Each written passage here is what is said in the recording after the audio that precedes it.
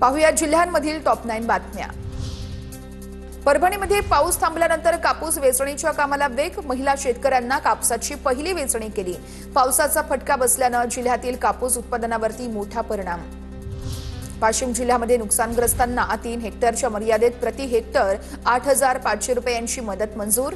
जून ते सप्टेंबर या महिन्यामध्ये अतिवृष्टीमुळे नुकसान झालेल्या शेतकऱ्यांना काहीसा दिलासा।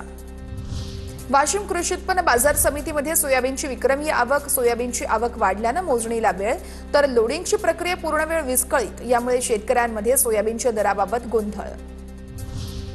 सोयाबीन, मूग, उडीद पिकाच्या खरेदीसाठी ऑनलाईन नोंदणीची तारीख 31 डिसेंबर पर्यंत वाढली। शेतकऱ्यांच्या अडचणी लक्षात घेता मुदत देण्याचा निर्णय। प्रत्यक्ष खरेदी प्रक्रिया 15 नोव्हेंबर पासून सुरू होणार। नाशिकच्या सुरगाणामध्ये महसूल विभागाची मोठी कारवाई। धान्याच्या काळाबाजाराचा धक्कादायक गुजरात कनेक्शन उघडकीस। तहसीलदार आणि पोलिसाच्या पत्नीवर कारवाई। पोलिसांच्या संयुक्त कारवाईमध्ये ट्रकसह 8,54 लाखांचा तांदूळही जप्त।